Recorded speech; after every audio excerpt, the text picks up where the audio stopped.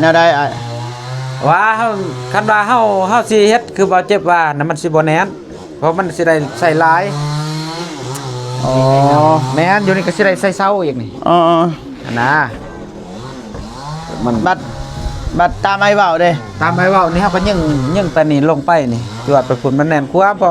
เซาเฮาจับเด้โอ้นั่นแหละแนวใดก็ได้ซั่นเอาว่าเฮาสิเอานี่ยังเฮาสิได้เจาะอีกไม้เสือลานี่มัน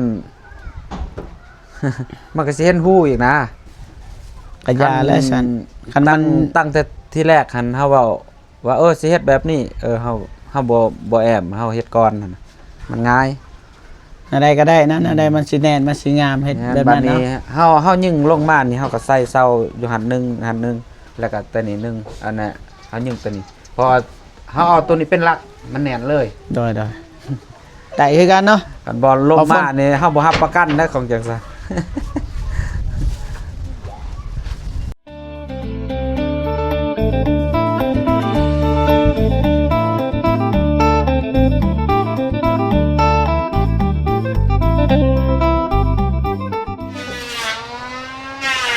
กับทักทายสบายดีเนาะและสวัสดีพ่อแม่พี่น้องเบิดทุกคนพี่น้องเนาะบ่ว่าอยู่ในลาวและก็ต่างประเทศเนาะก็ยินดีต้อนรับเข้าสู่ช่องเบาเจ็บ Channel คือเก่าพี่น้องเนาะนี่เบาเจ็บก็มาแต่ไปซื้อล็อกประตูต่างๆพี่น้องเนาะหรือว่าอุปกรณ์ต่างๆเนาะตอนนี้เบาเจ็บก็เดินทางมาบ้านหนองหานคือเก่าเนาะเดินทางมาแต่ว่าบ่ฝนก็อยู่ในกำลังตัดคลิปอยู่พี่น้องเนาะพี่น้องเนาะบ่เจ็บก็สิมาอัปเดตแล้วก็มามอบของขวัญให้ไอ้ช้างพี่น้องเนาะของขวัญนั้นมันคือหยังนะมันจะว่าให้พ่อแม่พี่น้องไปติดตามชมไปนำกันพี่น้องเนาะว่ามันคือหยังพี่น้องเนาะมันจะว่าตอนนี้บ่เจ็บก็สิอัปเดตก่อนแล้วก็ไปเซอร์ไพรส์ไอ้ช้างหน่อยนึงพี่น้องเนาะไปเบิ่งไปชมกันเลยพี่น้องเนาะนี่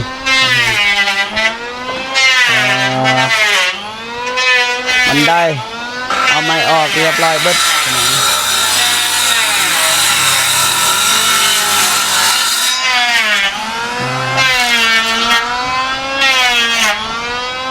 สบายดีเด้อสบายดี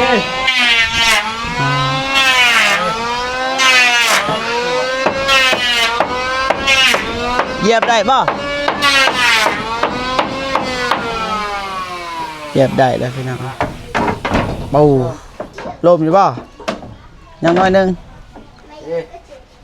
ขับน้อยนึงน่าจะได้พอท่านลงได้ลงอีกให้มันจำเลย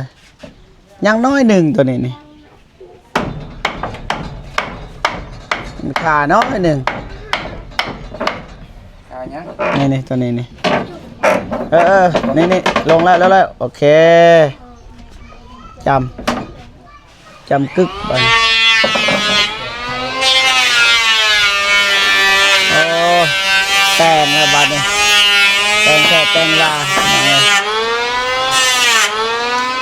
จับสากทักแม่พี่น้อง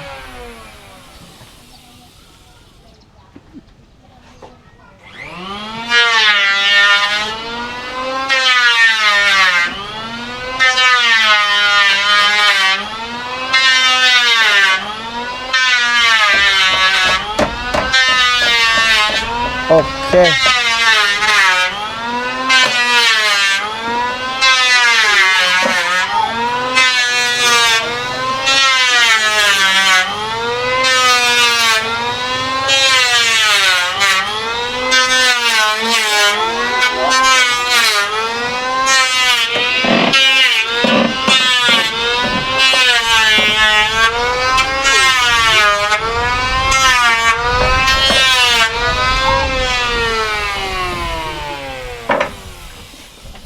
ข้าวแล้วก็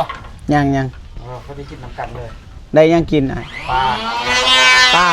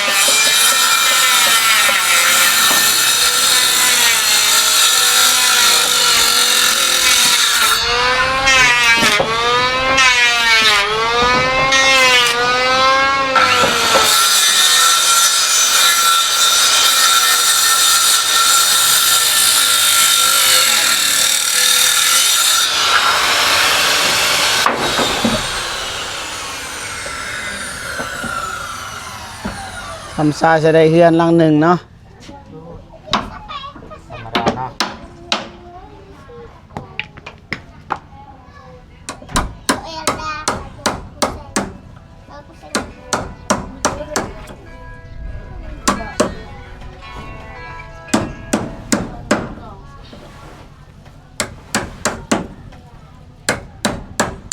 เสียงเงียบเนาะรถบ่ได้ยินมาเฮ็ดเนี่ยได้ยินเสียงคนเฒ่าร ถยัง รถบางคน สบายดีเด้อนั่งเศร้าเนาะนั่งเศร้าเปล่าเมื่อยยังคือว่าเมื่อยย้อนเขากินนี่ยังตอนเศร้ากินป่ามันอิ่มโพดนะเมื่อยไปเบิด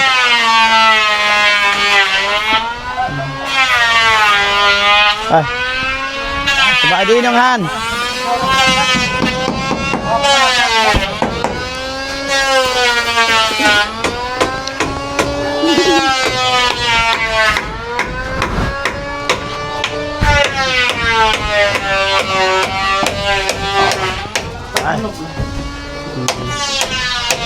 สบายดีเด้อไปเก็บ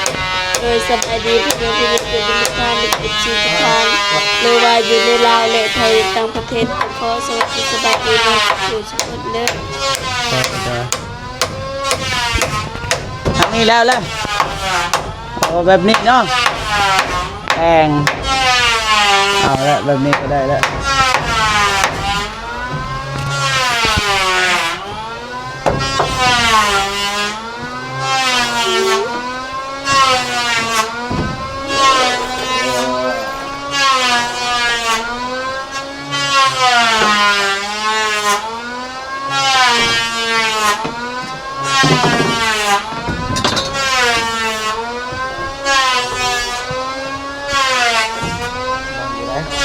ขอตอกเด้อ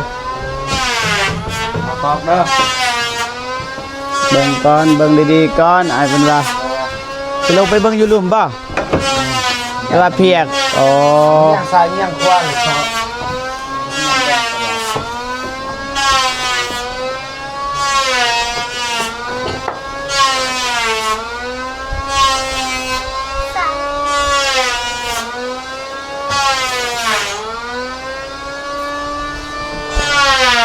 คือเด้สั่งเอา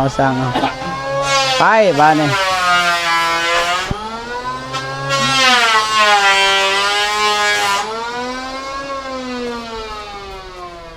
มันทั้งลมได้ทั้งบ่ได้ ไปอีก เงินซื้อเลเซอร์เนาะ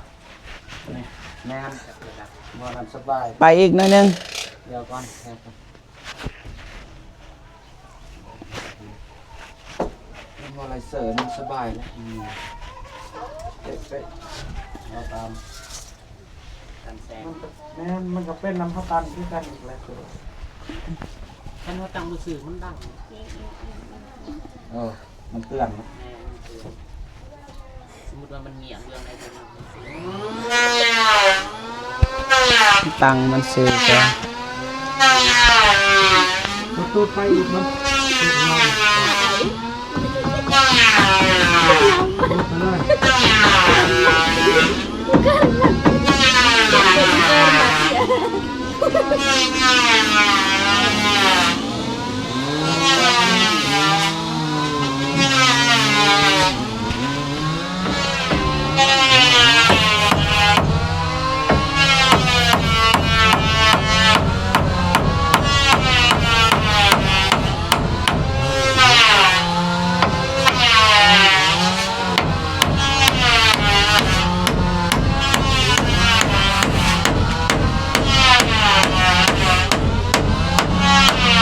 โ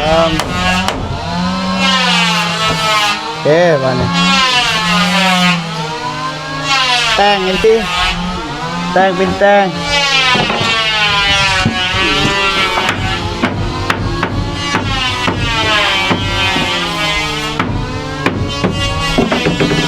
ปัดลม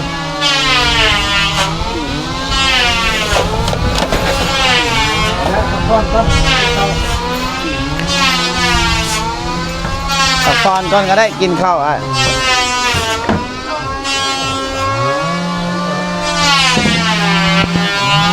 เอายังให้สร้างกิน ผักต้มผักแล้วก็ ต้มผักปลายัง ข้างใน อันไหน โดย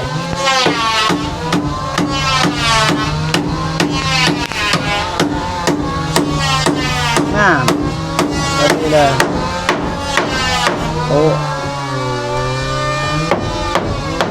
อันนี้แล้วเลยนี่เรียบร้อยทางนี้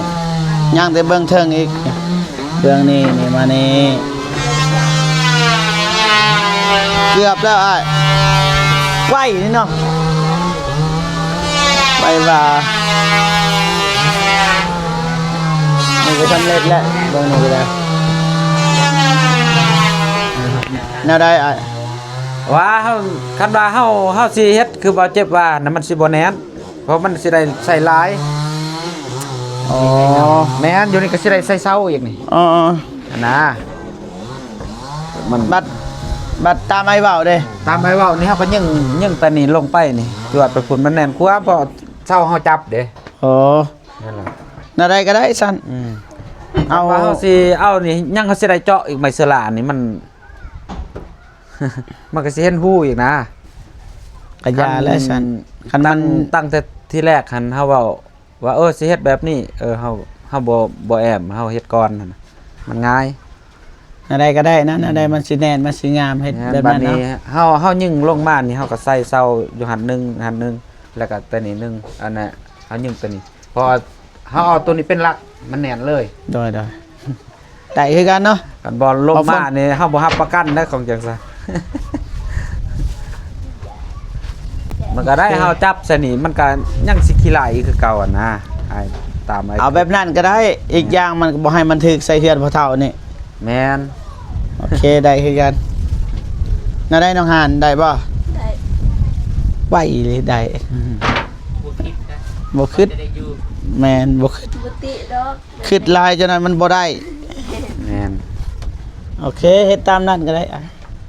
คันมันยากมันสิบ่แน่นนะ แม่น เอาคือไอ้เว้าเนี่ย เอา เอา ค บ่ วาม ฮู้เด้ ความแข็งแรงไว้ก่อน แม่นะบ่ฮู้นะได้ก็ได้เอ้าให้มันงามให้มันแน่นเฮ็ดเอา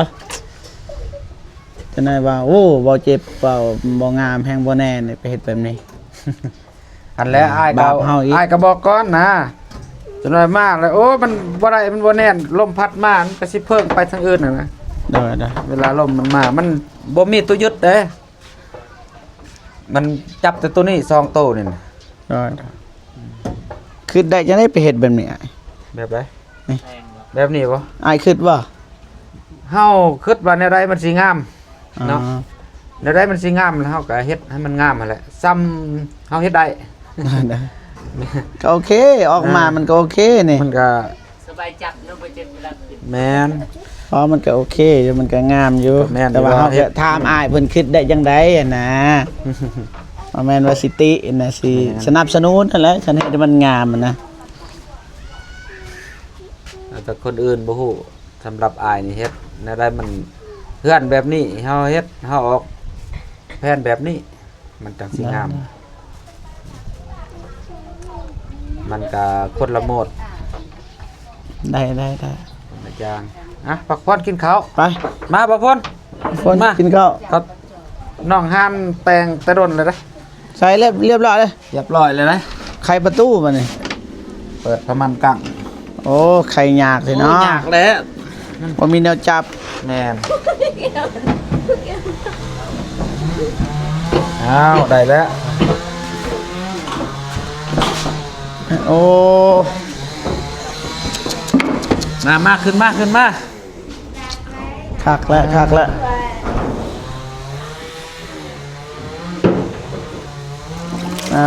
มากินข้าวกินน้ำล้างมือบ่ฝนเฮ็ดเพื่อเจ้า อาหารแซ่บ สินั่งเบิ่งสื่อเพื่อ กินอยู่ไส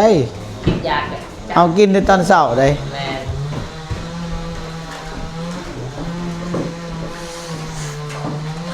หนาวเนาะ แม่น นะไก่แล้ว มาแบบนี้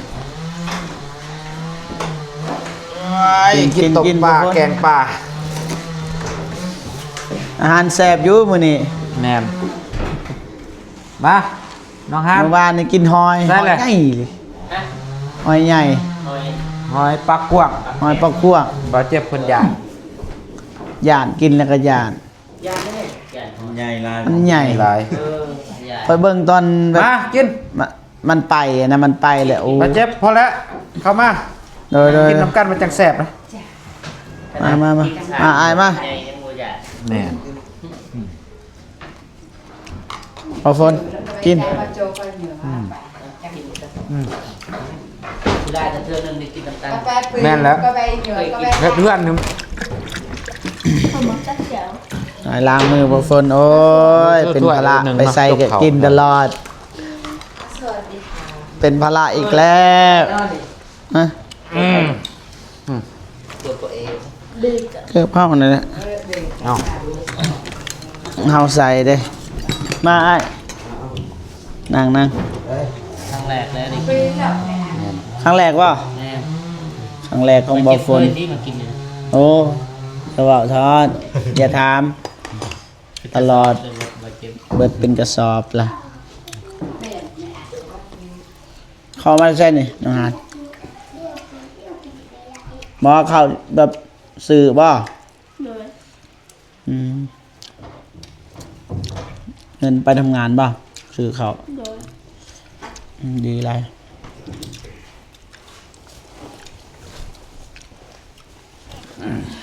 มา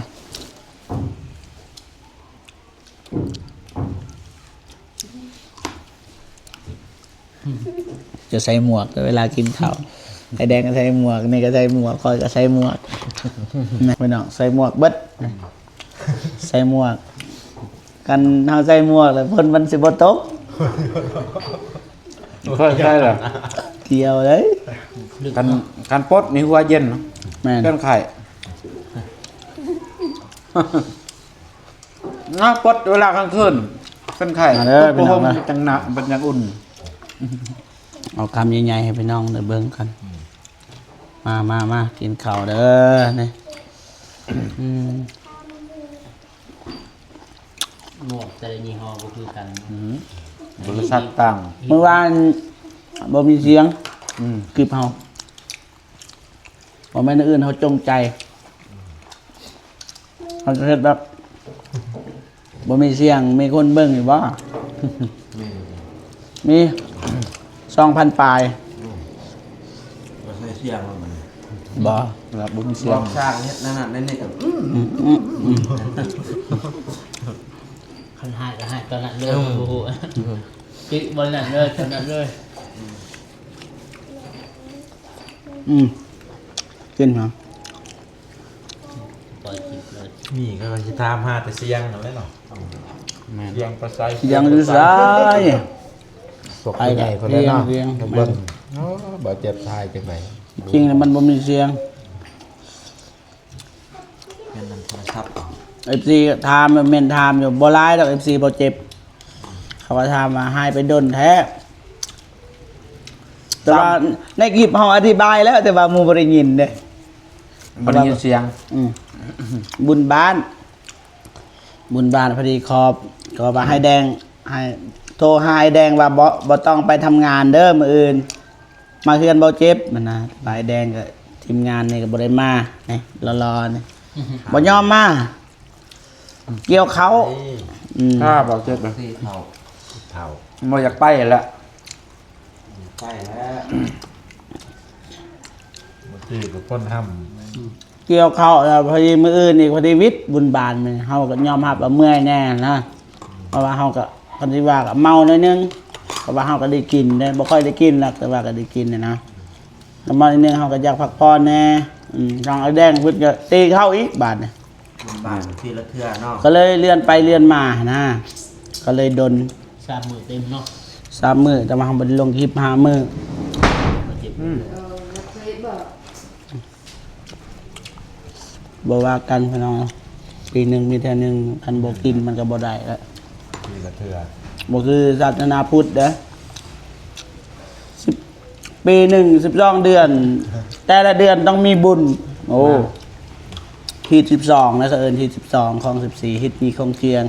เขื่อน3น้ำ4แม่งลายคือว่าฝนทีหนึงมีเดือนหนึงคือกัน แต่ว่าคันเกินนั่นบ่แม่นบุญแล้วตัวอย่างมันไปก็ผู้ใหญ่ว่ามีบุญเด้อบ่แม่น นับแต่เดือนเก่าของแม่นเลย แต่ว่ามีหลายบ้านบ้านนี้คือบางคนละเฮ็ดเฮาก็ไปกินเฮาก็พักคือกันบ่ได้ทำงาน เวลคือว่า มาน้อยนักแล้วมันสิ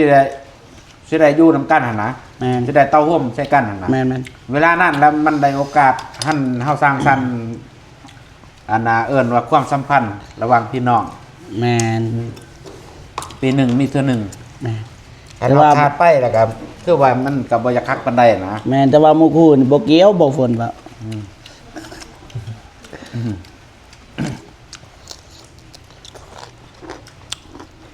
บ่ฝนก็โทรบอกอยู่แต่ว่าเฮาว่าบ่ได้ไป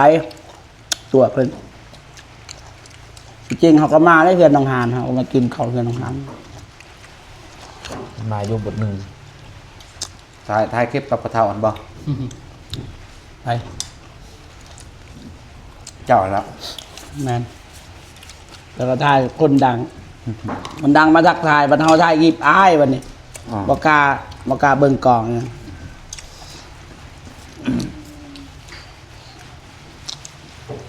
อะน้องกินข้าวกินน้ำ โอเคพ่อพี่น้องนะเบาเจ็บกับสีกินข้าวต่อพี่น้องนะเพราะ อีพีหน้าหรือว่าติดตามเบิ่งซองเบาฝนต่อพี่น้องนะซองเบาเจ็บกับประมาณนี้พี่น้องนะไปบ๊ายบายเด้อ